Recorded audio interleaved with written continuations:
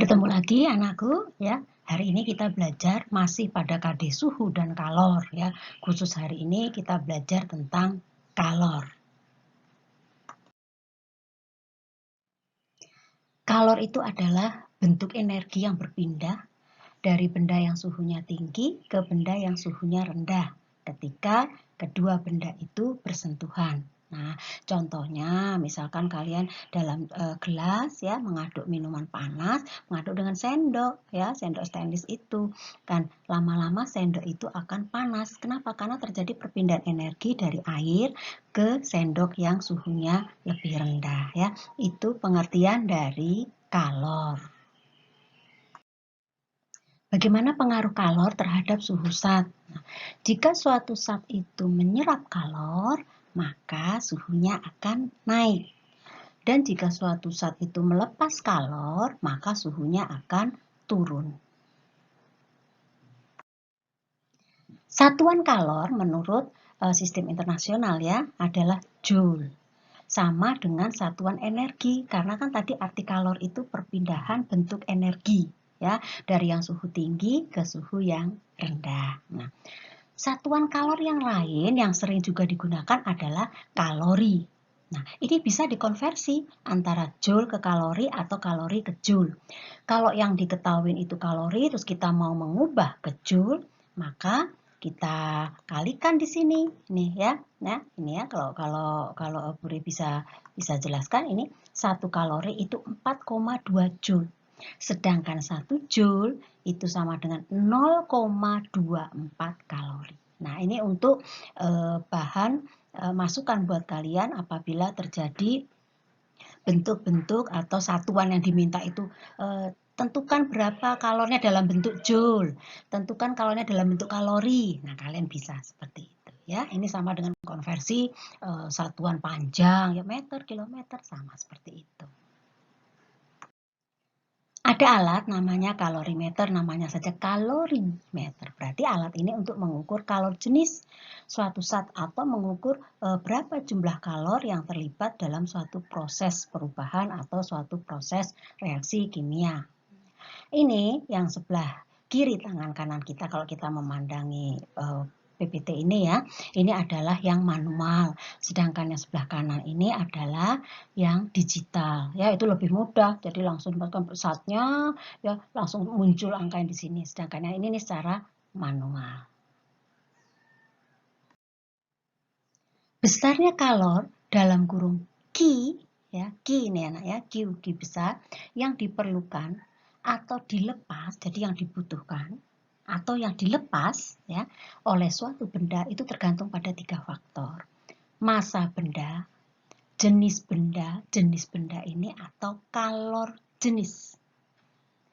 Dan berikutnya perubahan suhu benda. Perubahan suhu benda ini berarti awal dan akhir.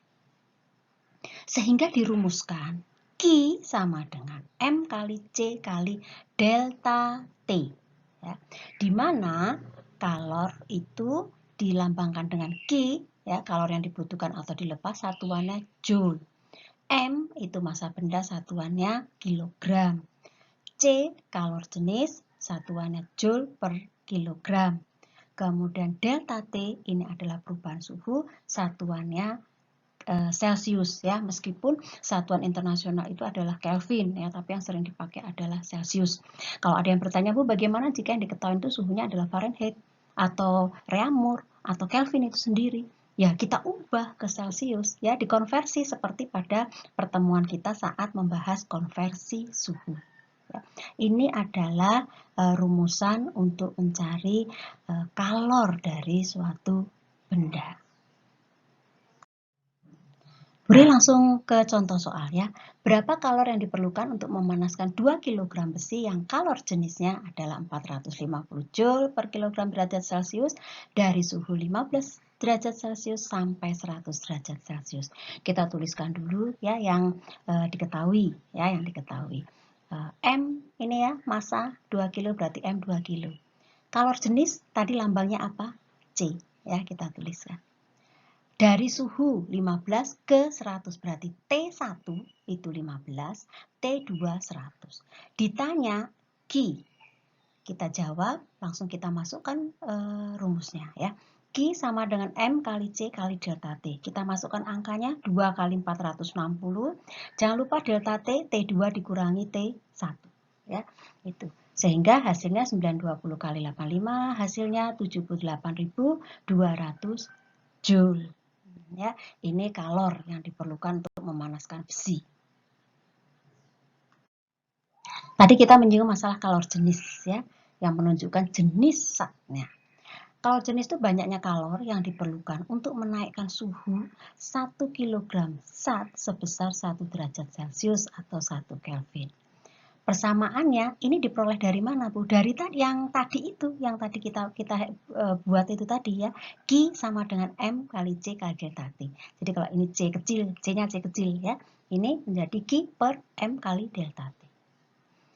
Berikutnya kapasitas kalor adalah kemampuan suatu zat untuk menyerap kalor yang nantinya itu dibutuhkan untuk menaikkan suhunya menjadi 1 derajat Celcius. Persamaannya kapasitas kalor itu C besar sama dengan Q per delta T atau tergantung nanti dari soalnya ya, C sama dengan M kali C kecil. C besar kapasitas kalor, C kecil untuk kalor jenis. Satuan kapasitas kalor yaitu Joule per derajat Celcius. Nah, untuk lambang dari kapasitas kalor itu ada yang melambangkan dengan C besar, ada yang melambangkan dengan huruf H. Apakah sama saja, Bu? Sama saja. Kita lihat ya,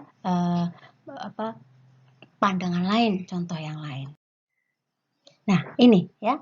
Ini kapasitas kalor dilambangkan dengan H.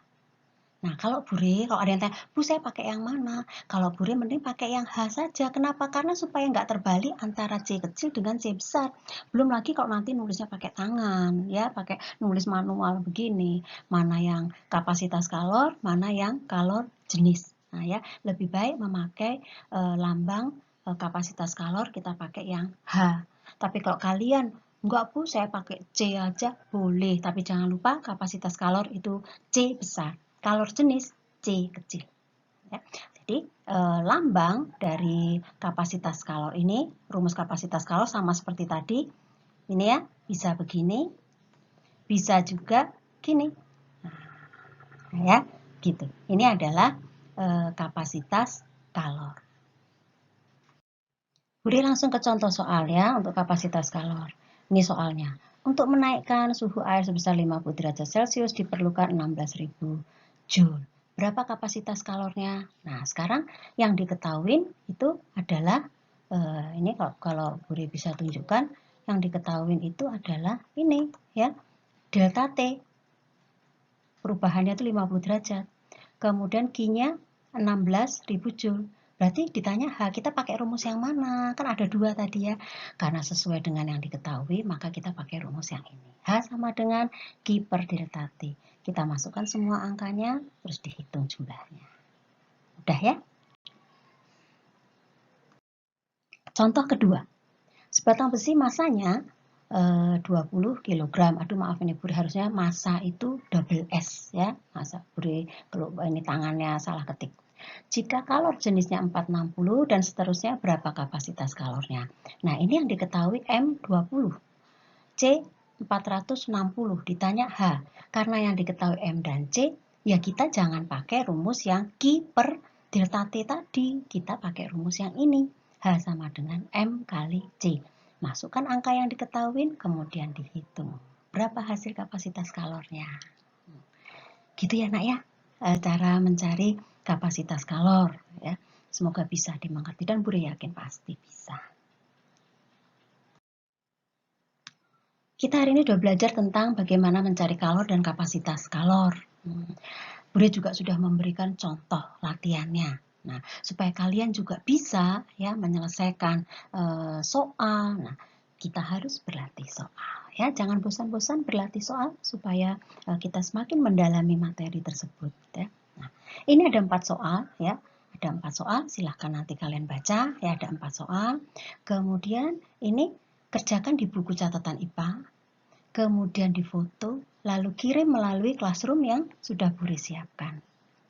Gitu ya nak ya. Nah, kerjakan sungguh-sungguh. Seperti tadi Bu, ngerjakannya iya, diketahui, ditanya, seperti Bu Re tadi memberi contoh. Ya, kerjanya seperti itu.